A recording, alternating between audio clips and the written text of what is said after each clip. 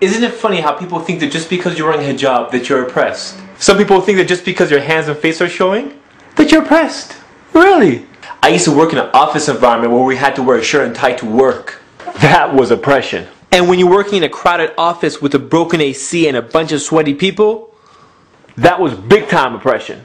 Muslim women wear hijab in society because they can. No, no, no.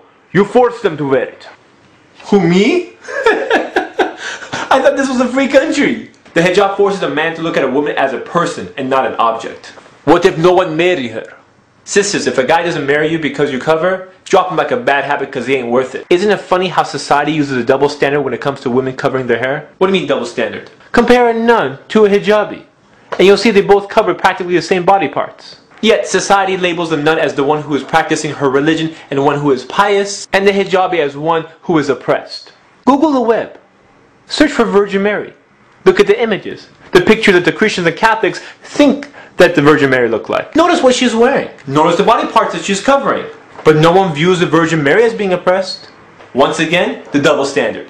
You see, a Muslim woman doesn't look at herself as being oppressed, but rather liberated. She compels others to judge her for her intelligence, honesty, personality, and kindness. But if you're halfway dressed, and guys are looking at you, they're not looking at your kindness. They're not looking at her kindness? No! What are you thinking? Now before all the Muslim hijabis start high-fiving each other, keep in mind that a Muslim woman who wears hijab is not superior over another Muslim woman who doesn't wear hijab.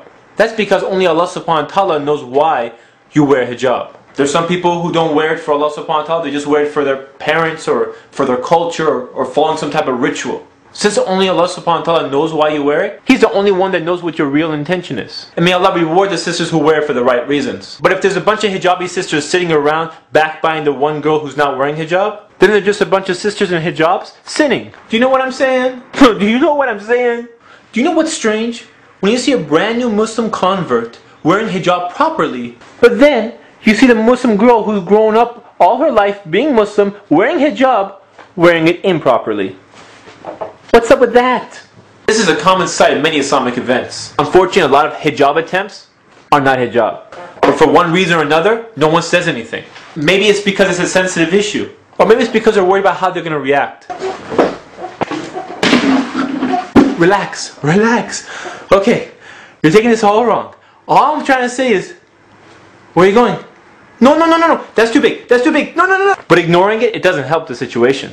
I love my sisters in Islam. So much so I decided to take a chance and do this whole subject about hijab, even though I knew it has a chance of backlashing, but that's okay. You see, sometimes my friends tell me some stuff that hurts my feelings. You have to say the truth, and sometimes the truth hurts. But when the smoke cleared and I got a chance to digest their words, I started thinking about the stuff they were saying. And it made sense. So I changed. And alhamdulillah, I became a better person. But if my friends never say anything to me, and I kept doing the wrong things that I was doing, then they wouldn't be my real friends. Anyways, I realized they told me because they really care about me. But still, it's sometimes hard to approach someone when you know, when you don't know how they're going to react. So if someone's going to say the truth that a lot of people are scared to talk about, why not a stranger from the internet? Yeah. Who, me? Yeah, you! 500,000 views! You talk about a bunch of controversial subjects in last season, people liked it, why not continue the trend? You're not trying to win a popularity contest, are you? No. So you're gonna do it? Yeah, I'll do it. I'll do it. Let's talk about hijab. Here are some of the many hijab attempts that you may see at your next Islamic conference. I have bangs hijab. Sisters, if your hair is covered except for your bangs, which have been conveniently styled and groomed, that's not hijab. The tug-of-war hijab. Have you ever seen those sisters who look like they're in a wrestling match with a hijab? Like the hijab is trying to escape? You know, it's like the same type of brothers who've never wore a dress shirt before, and when they do, and they're like tucking and untucking it and tucking and untucking it. Anyways, that's not hijab. The Mickey Mouse hijab. Have you ever seen the hijab where all the hair is covered except for the ears? And the ears look like a earring fashion show with every single earring that she owns on her ears? That's not hijab. The short sleeve hijab. This sister looks like she's wearing proper hijab until you get to her arms and you realize she's wearing a short sleeve shirt. Now, if you're a young girl and you're going through a transition phase of wearing hijab, I understand. But if you're wearing hijab your whole life and you're an older sister and no one has the guts to tell you, I'm telling you, that's not hijab. The skin-tight hijab. Some sisters are confused. They think if they're covering their hair, they're wearing hijab. Hijab is not limited to that. Hijab is covering and dressing modestly.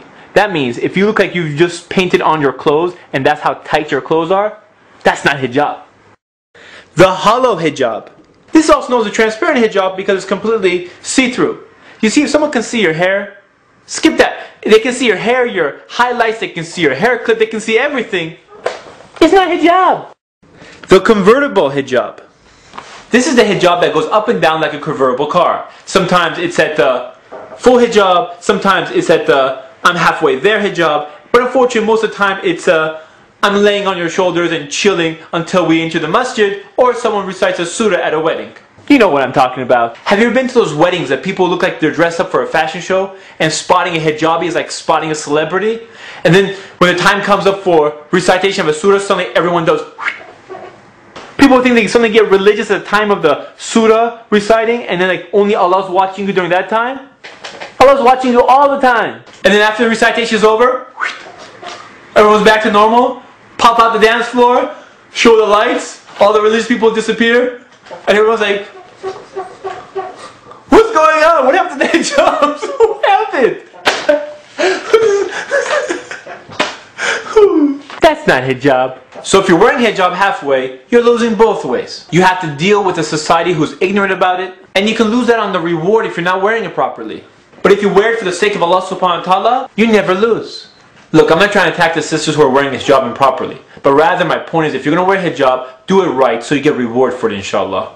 By the way, this goes for the brothers too. Wait, what do you mean brothers? Oh yes, you have to cover from your navel to your knees. Oh, I know this. Apparently a lot of brothers don't know this. You know who I'm talking about. Brothers, if you're wearing short shorts to the basketball court, don't do it. No one wants to see your short shorts. Who wears short shorts to the basketball court? Please, don't do it.